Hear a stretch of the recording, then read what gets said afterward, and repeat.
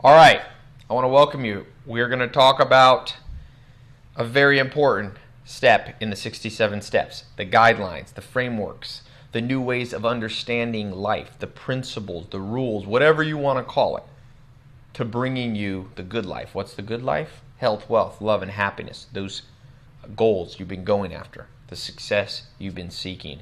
All right? I call this one the billionaire's brain and Jennifer Lopez's voice. Now, let me just say that as you go through the 67 steps, all of them are important. They work in symbiosis, right? Each one feeds off the other one.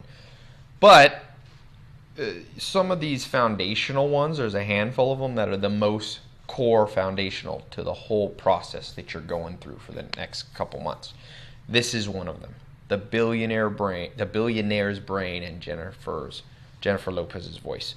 This one, whenever I'm working with people, let's say they're in my in-person apprenticeship, internship, mentor program, or I'm coaching, consulting, when people get this one wrong, it's almost impossible for them to reverse their situation, no matter how many other things they get right. So for you today, I want you to extra focus on this one, okay? And the next couple ones.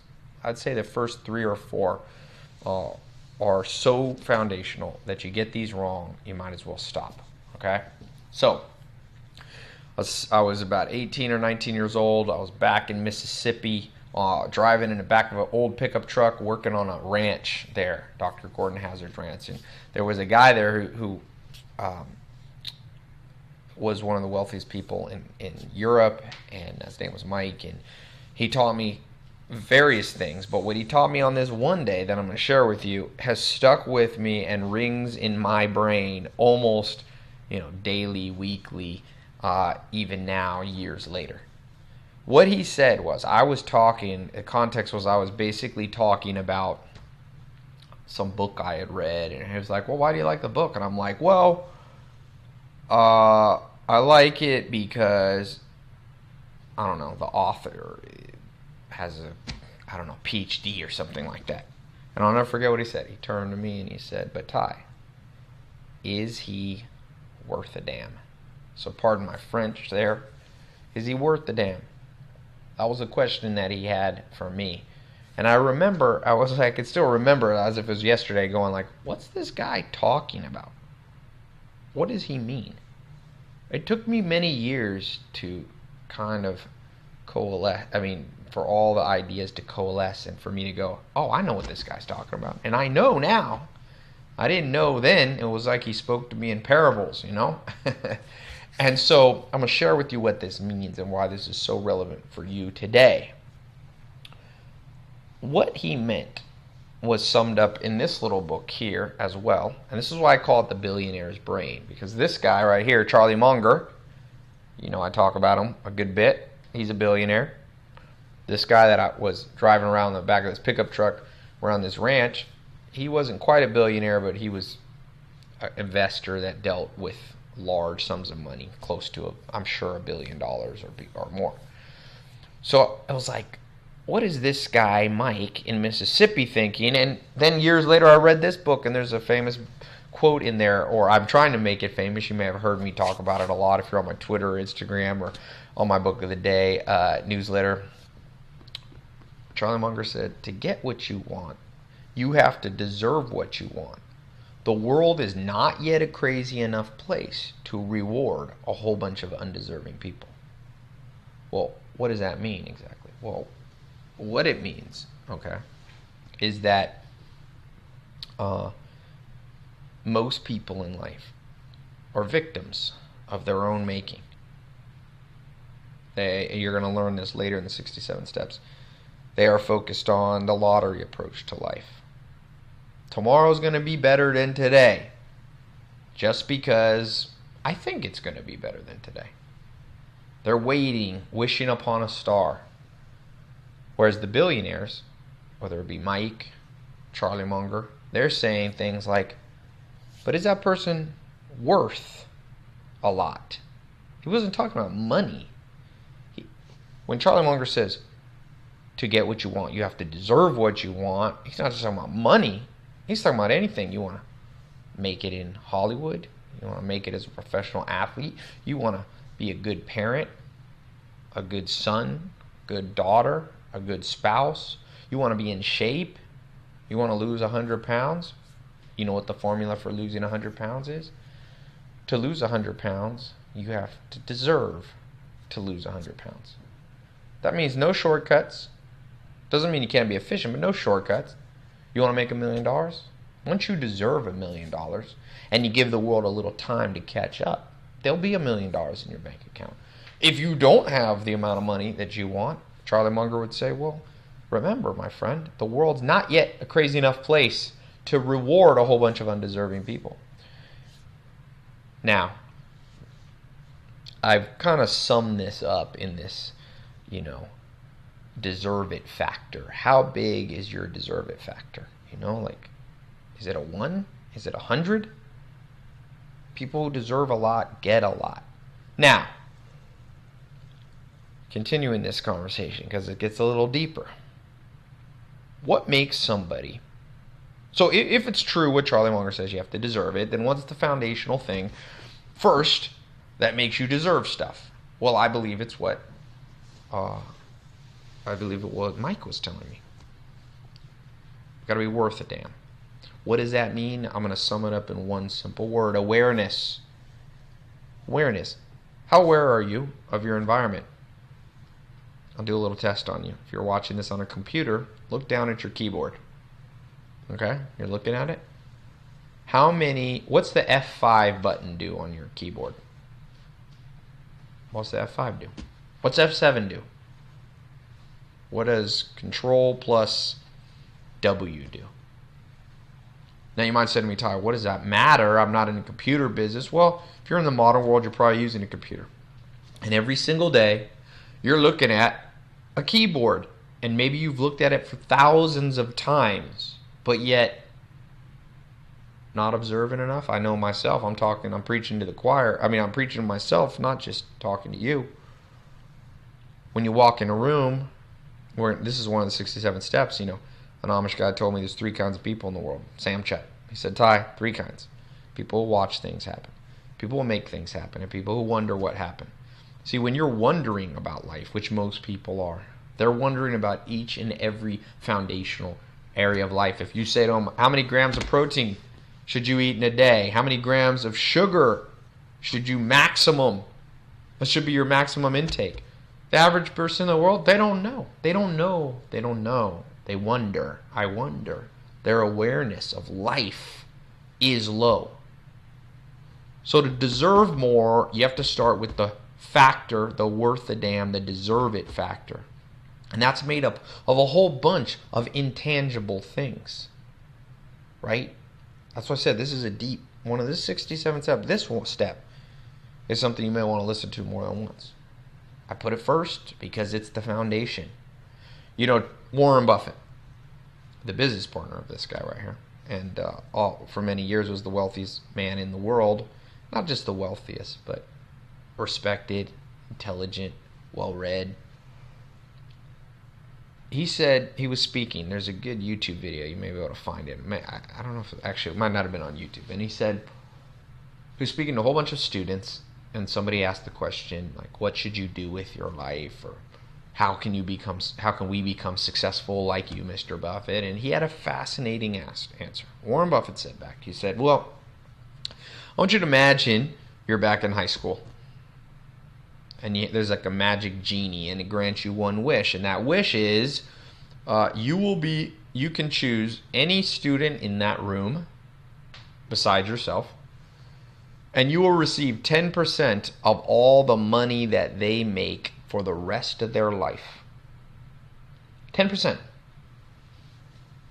He said, how would you choose that student? Would you bet on the kid that's the captain of the football team, the valedictorian, the prettiest girl, the best looking guy?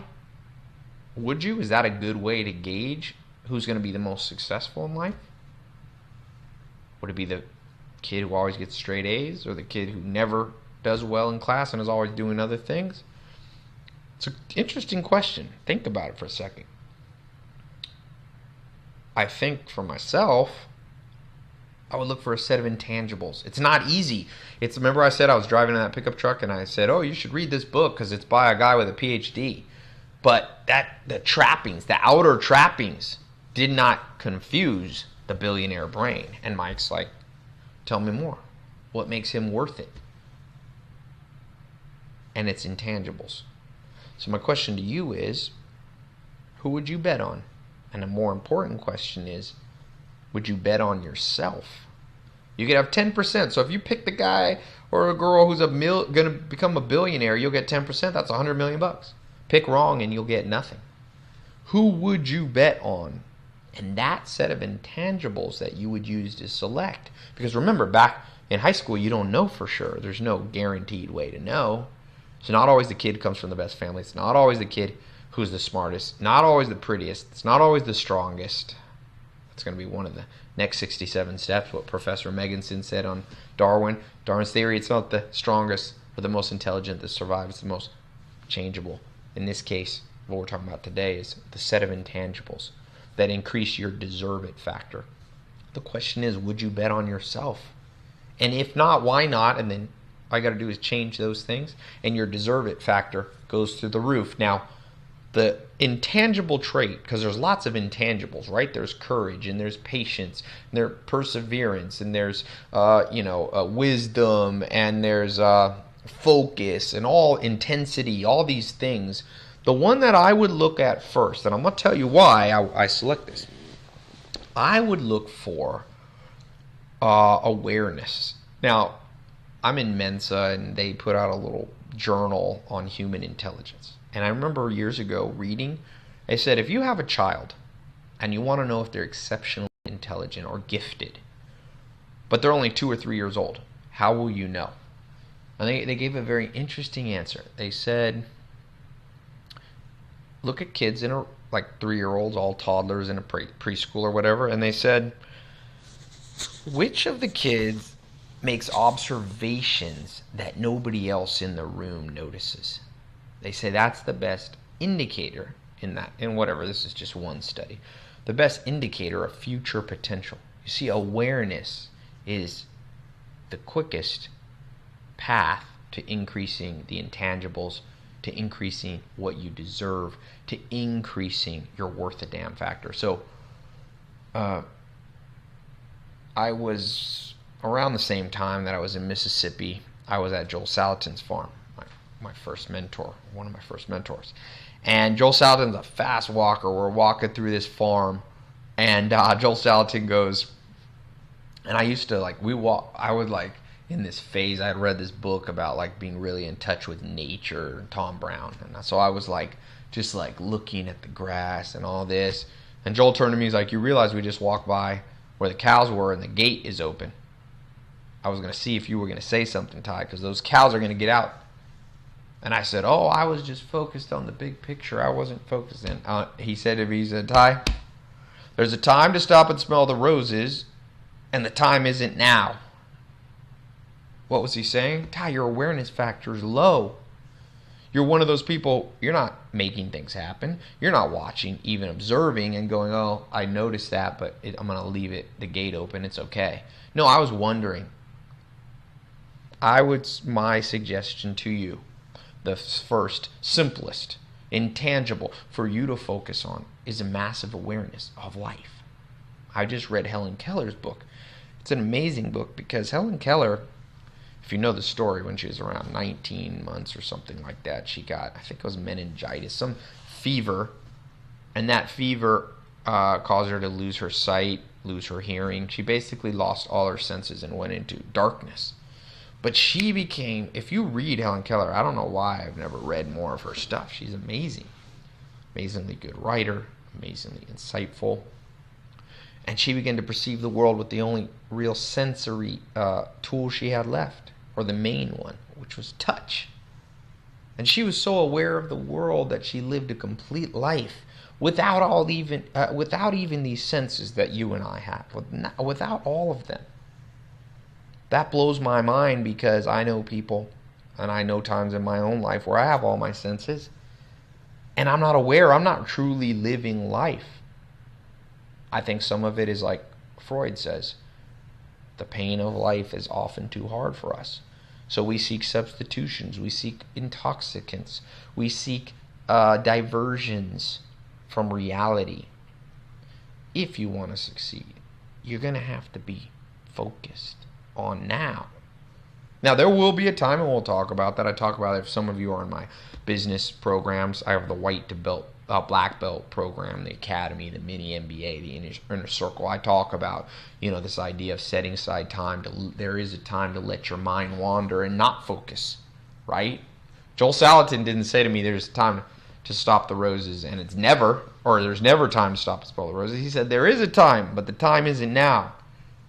You can't live a life where every single day you see your keyboard, but you don't ever know what all the buttons do. That would take 5-10 minutes. It would rewire your brain to increase the curiosity factor. Now, we're going to talk about this even more in one of the other 67 steps. We'll talk about the Sherlock Holmes factor.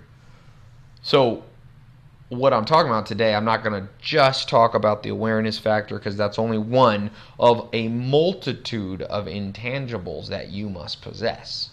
Okay? But it certainly is immensely important. As I said, there's these other ones. And many of the things you're about to go through over the next 67 days basically are the encompassment of this concept of intangibles. To get what you want, you have to deserve what you want. Most people I know, like I said, complain about externals. And I'm like, no. The world's fair, man. You have $100 in your bank account because money represents reciprocal altruism in most cases, and you haven't been doing much for the world, so the world's not going to give you much back. You work at McDonald's, let's say. People there, they're making $8 an hour. Now, you might say they should be paid more, whatever, $10 an hour. And I'm not going to have a political conversation about minimum wage. That's not what this is about. What I'm saying is, no matter how you slice it, a surgeon is going to make more than someone who just presses buttons. They're not adding a lot of value. In fact, they're almost a job that could be replaced by robots, which it already is. You can order your own movie tickets now. They don't need people anymore. Now, you might lament that and say, oh, that's a horrible thing. It's not necessarily. What it's saying is you and I have to continually be on an upward path to deserve more and more and more. You want to be in better shape? Well, what are the things that make you deserve better shape? Would you want to live in a world where the rules and laws of physics don't apply? So, how unfair would this world be? Arnold Schwarzenegger, he lifts weights 6 hours a day. He eats healthy. Now, I know he did some steroids. Just go with me here on the analogy, the metaphor. Would you want to live in a world where he does all that hard work and his body just stays fat, and then somebody who eats McDonald's all the time magically becomes healthy? I wouldn't want to live in that world, because there wouldn't be the rules. I wouldn't then know what I had to do. I got to fly to Germany this week, doing a speaking tour. I don't want to live in a world where sometimes the rule of physics don't apply. Like the plane, I want to know if the plane goes a certain speed, 500-600 miles an hour, and has the wing shaped and the weight that it's going to take off and fly and get me to Germany without crashing. I don't want erratic rules. I want a world with enough rules that I can plan my life, and I can plan and know, okay, you're saying all I have to do to be healthy and be in shape is cut out processed food, eat more vegetables, move and work out, find some sport that I like, and move, burn some calories. That's all I have to do to basically maintain health? Okay. So I'll be healthy when I do those things. Those will increase my deserve it factor. If I'm worth a damn, I'm looking at my body, I'm aware, I'm like, you're not looking so good, buddy. Time to make a change. Time to deserve more.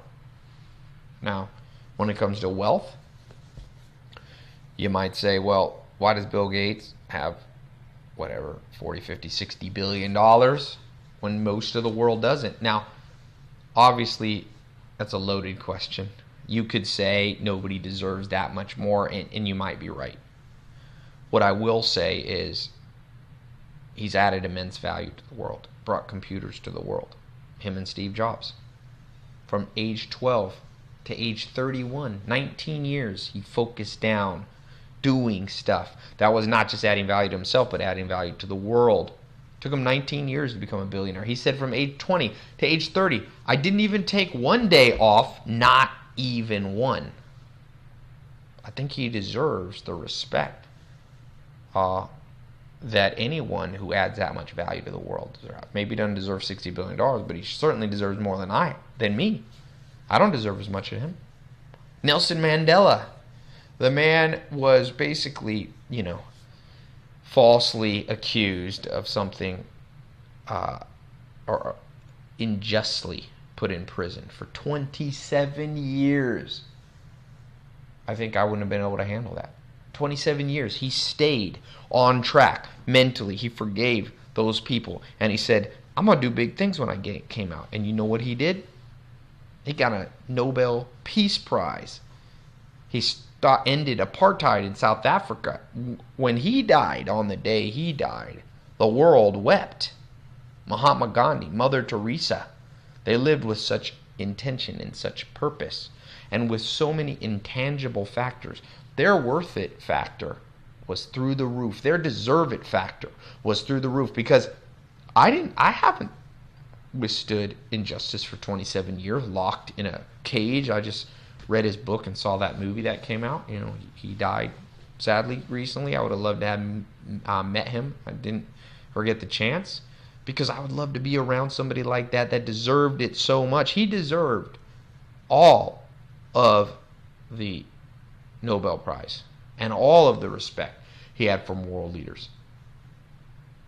See, when I get around people, and you're going to learn this in one of the next talks, I talk about rich friends, poor friends, successful friends, my non-successful friends. The difference is, for the most part, my non-successful friends don't deserve the success my successful friends have. You can take heart and take courage to know the world is much more unfair than the media has told you. Is much more fair than the media has told you. Much more fair than conspiracy theorist friends you might have, and people who lament the state of the world. I was just reading Will Durant, the great Nobel Prize winner in literature, who spoke of, he had a book called The Meaning of Life. It's one of the most profound books you'll ever read. Let me see if I can pull it up here on my phone. I'll read you a chapter which is relevant to this factor of this deserve it factor, and how what's the word? How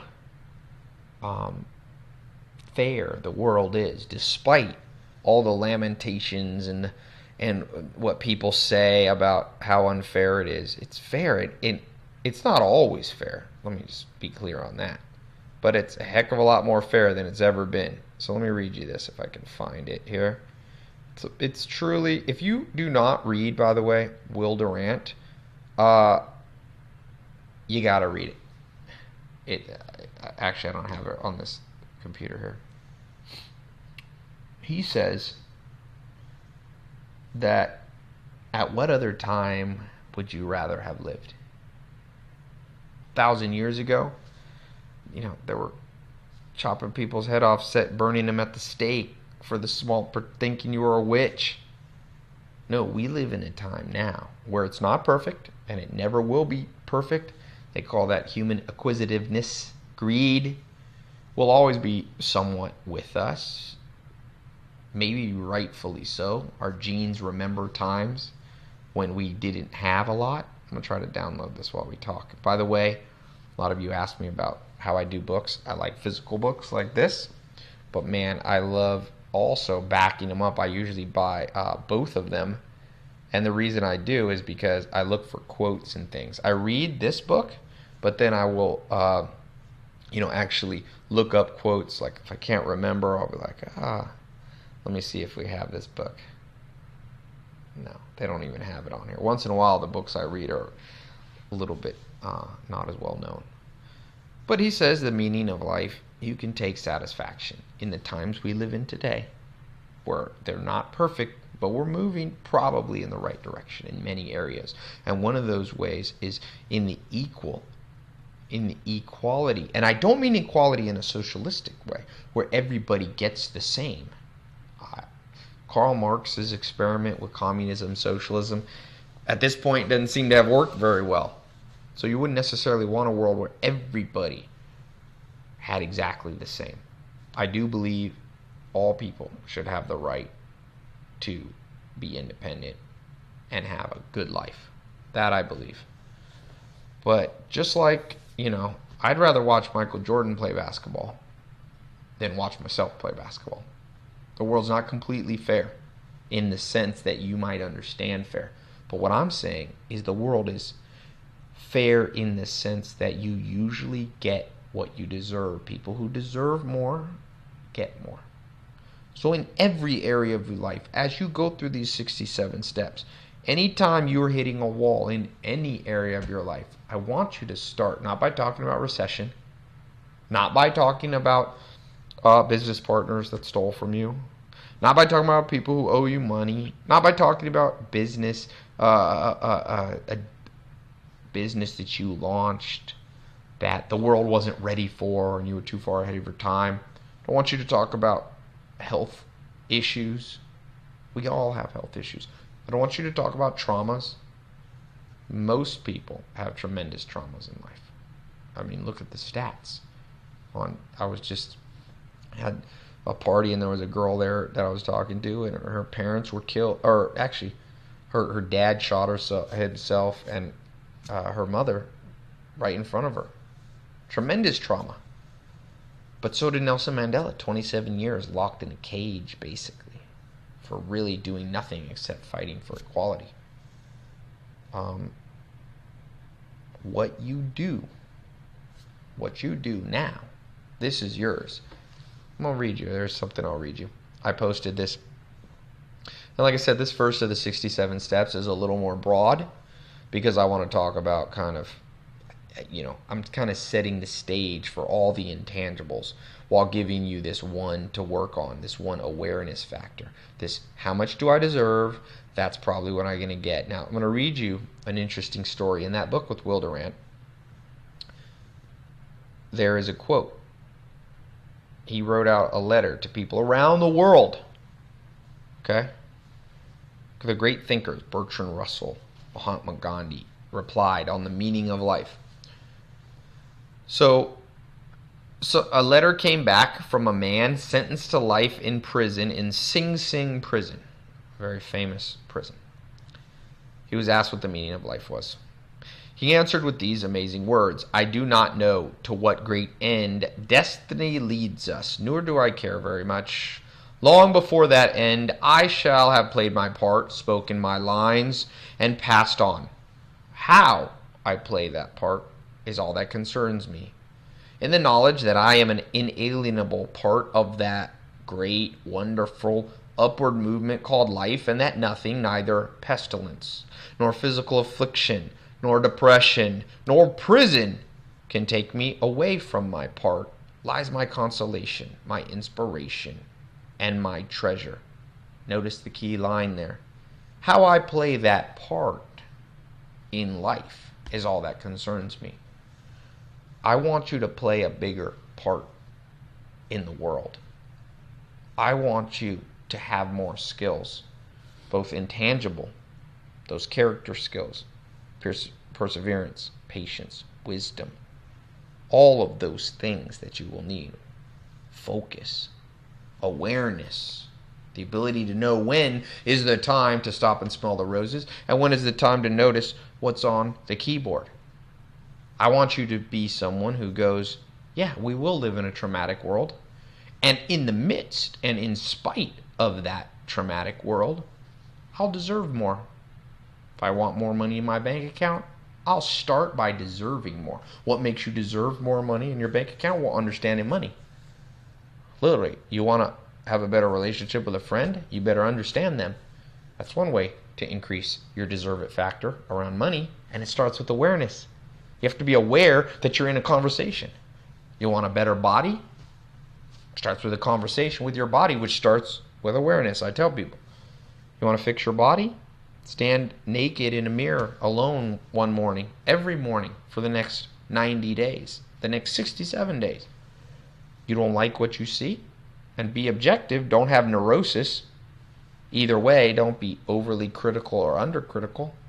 Health is important. Look at yourself and go, do I like what I see? Well, I probably deserve what I have right now. I've been eating junk food. I haven't been exercising. I've been eating processed food. This body that I have, I probably deserve it. Can't blame your parents. I was just reading and talking with Dr. Sharon Mollum for the book Inheritance, one of the premier geneticists of our time.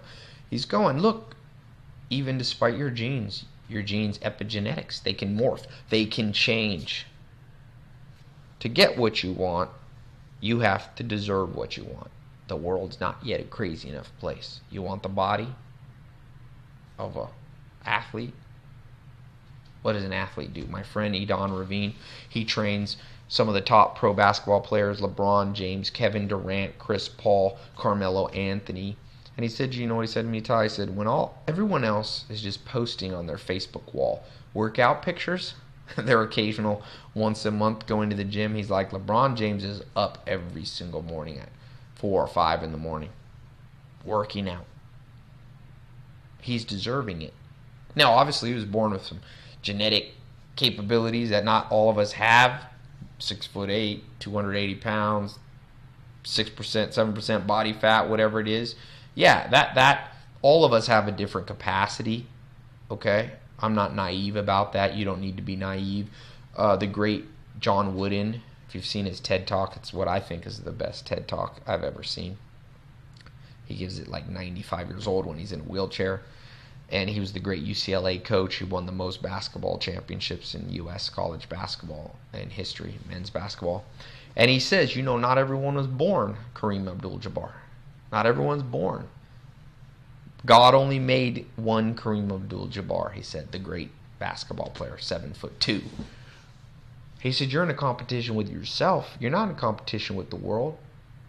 I probably can never do anything that makes me as good at investing as the natural mathematical genius of Warren Buffett or Charlie Munger. But I can deserve more than I have now, and that's my goal. So what do? Well, to increase your deserve it and worth the damn factor, you increase your awareness, which is the fundamental foundation of everything. You become aware. You're no longer wondering about life. You're no longer blaming life. You're focused in. And then you do like Charlie Munger says. Each day, you go to bed a little wiser. Step by step, you get ahead, but not necessarily in fast spurts. That's why you'll notice I didn't put 3 steps to being successful. There's 67, and I've compiled them and put a few of them together. It's really about 200 steps you're about to learn. I've just kind of, as you notice in this one, I'm kind of bringing a couple of them together. I'm bringing the worth a damn, the deserve it, the awareness factor. Now, I'll talk about Jennifer Lopez's voice. Oftentimes people will hear me talk about this and try to find examples of where it's not incorrect and go, hey, Ty, Jennifer Lopez, Hollywood, there's stars there that don't deserve it. Well, it's interesting. I live up here in the Hollywood Hills. There's movie stars. And Ben Stiller the other day, I was playing basketball in my front yard, almost ran me over with his car. White BMW. Was funny. Came around the corner flying, and then I was right in the middle of the street, and he stopped, and he gave me the Zoolander look, I'm pretty sure. And you would think, there's a common thing. Oh, Ben Stiller, he got lucky, or he's not that funny. I know funnier people. Or Jennifer Lopez, she's not that, she's famous singer, but she's not a very good singer. She doesn't deserve it. Well, just remember, it's not that simple. Because my experience is these celebrities are amazing at what they do. J-Lo might not be the best voice, but you see, to get what you want is not always just one thing. It's not always just a perfect voice, because opera singers have great voices, but that's not what society wants at all times. Sometimes they want to be entertained. There's nothing wrong with that, as long as it's within reason. J-Lo is entertaining. She dances. She picks the right music. She performs. And ultimately, most pop music is not just about the chords of music. There's only a few chords they're playing. It's not like Bach or Beethoven or Brahms or something. It's simple music. So what people want, if you want to deserve to be a pop star, you have to be aware of what people want. And obviously, they don't just care about voice, because J-Lo's voice is, it's not horrible, but she would have never been an opera singer. She would have never been even a trained, amazing soloist. So don't ever fall into the trap of making specific rules too quickly. Don't go, oh, well, okay, to make $1 million, I have the rule of the universe is that I have to be really good and natural with math. Well, I'm not sure that's what the deserve it factor is. I suggest to you that you start with all the set of intangibles, beginning with number 1, awareness. Now, if you want a list of these, you can look at Aristotle, Plato, Socrates. They kind of have this list of character traits. I can Google them with you. I don't have them all memorized. I've talked about some of them. I'll show you. Now, you can go through these. There's a lot of them. I don't know that it's that important to build all of the intangibles. Let's see. Aristotle, character traits. Here's some of them. All right. Let's see if I can find them. Moral character. Now remember, when I say moral character, I'm not talking exactly like, and Aristotle wasn't talking about this either. So it's not necessarily like morality in like you and I grew up in. Like don't steal, that's not what they're talking about. They're talking about something much different. Okay? They're talking about a set of traits. I like to call them the intangibles. All right? Let's see if I can find them. They have a whole long list. Now, interestingly enough, and I'm not going to go too much into this, Aristotle considers it balance. He says to be angry is easy, but to be angry at the right person, at the right time, for the right reason, for the right duration, with the right intensity, that's difficult. So maybe we can add, after the intangible of awareness, maybe it's balance, because Jennifer Lopez, her voice isn't a 10, but when you add in all the other intangibles, she balances out into something that deserves a heck of a lot of success. If you want to be a pop star like J-Lo, you got to be able to put together that whole package just like that. Start with awareness, though. Many people, like I said, they're not even aware of the fact that she is talented at all this other stuff. It's hard to stay at the top of the pop charts. You got to know some business. You have to know some PR. You have to know who to surround yourself with. The lawyers, the agents, the managers, the tour guy, the people that put together the tours, the recording studio people. It's a lot harder than you think. I mean, I'm like, oh, I could do that. No. And the mark of a true professional, they make it look easy. You watch Michael Jordan play basketball. Every time I watch him, I'm like, I swear I could go out and do this tomorrow. But I can't. It's hard. But step by step, you can get ahead. Step by step, you can do these things. As you go through each of these 67 steps, I want you to think of it in the context of, I said, you're in a room, all your high school classes together. There's someone out there, and they're picking who they want to bet on. I want that person to be you. Whenever you would bet on yourself in an area, that's when you know you're on the right track. If I was in that room looking at people to bet on, I would look for who's aware, who knows what's going on, who's sharp. Then I would look for the next, who's focused, who's balanced, who's wise and discerning of these students. Yeah, give me 10% of that kid over there. That's what I want. I want that to be you. Now, in closing, I want to talk about the flip side of this. What's the opposite? Because Charlie Munger says, stop trying to think of what will increase your deserve it factor, what will make you work deserve more. He said, invert. It's a classic tool of logic to prove something. He said, what is it and who is it that you wouldn't bet on? And make sure you're not that person. It's not always what will make you successful, but what's guaranteed to not make you successful.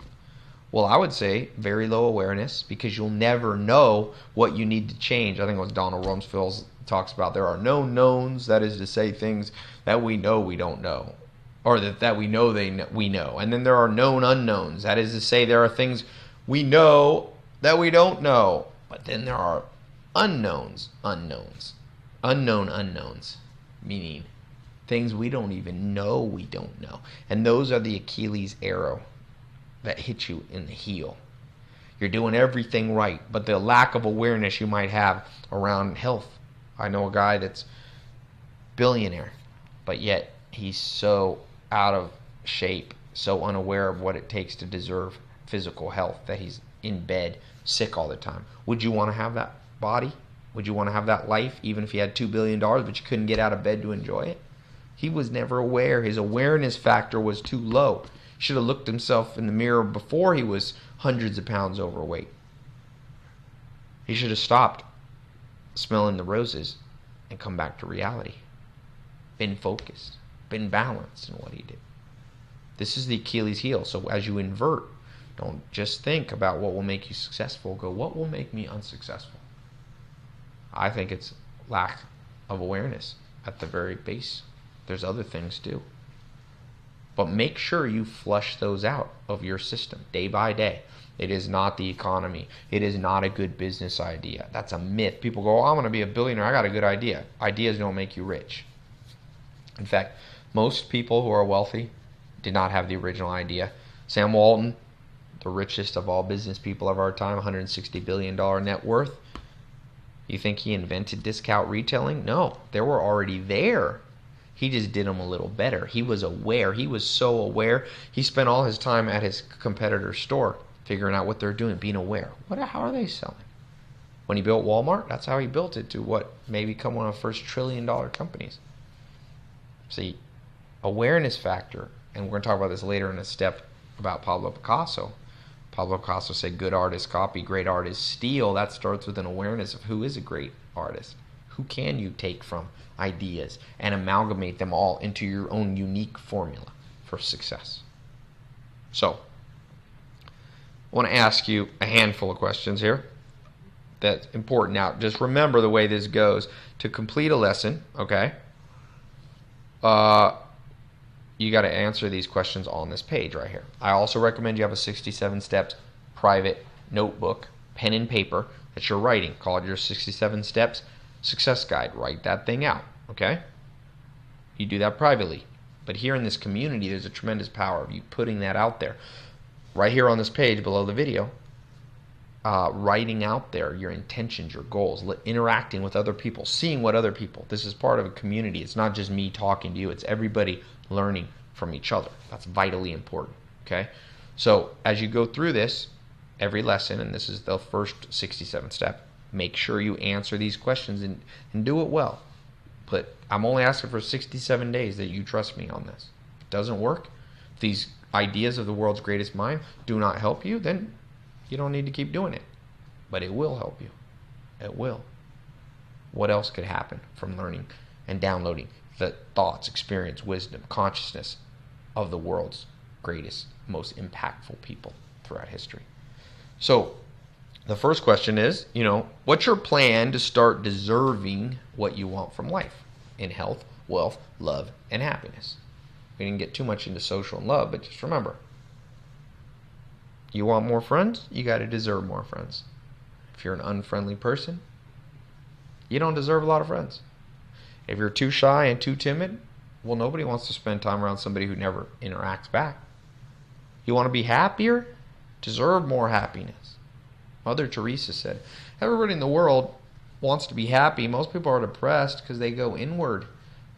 She said, you got to go outward and do things for other people. That'll make you. That's how Jonathan Haidt is the author here of Happiness Hypothesis. I was talking to him on the phone not too long ago, and he said, the mind is like a beehive. We have a hive mentality.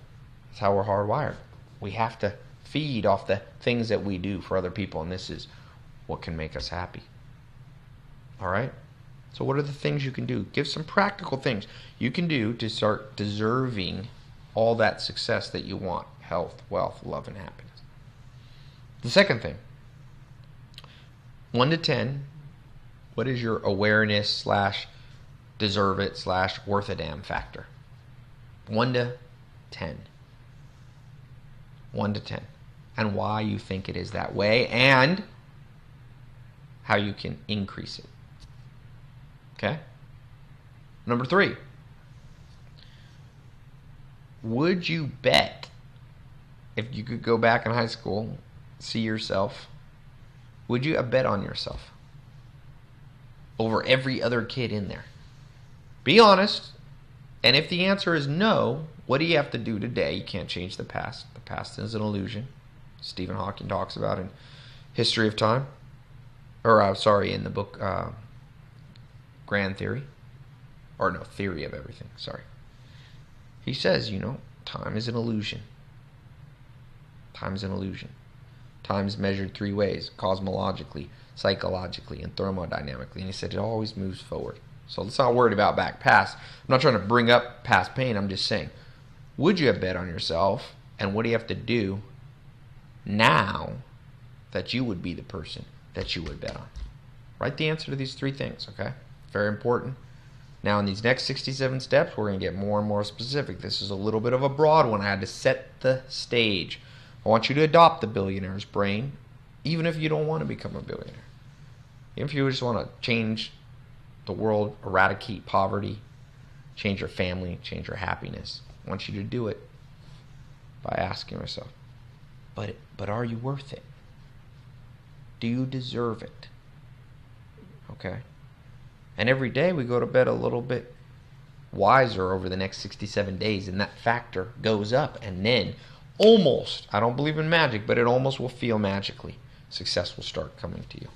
It's not just a mentality. You got to combine actions, thoughts, character development, all these things into one.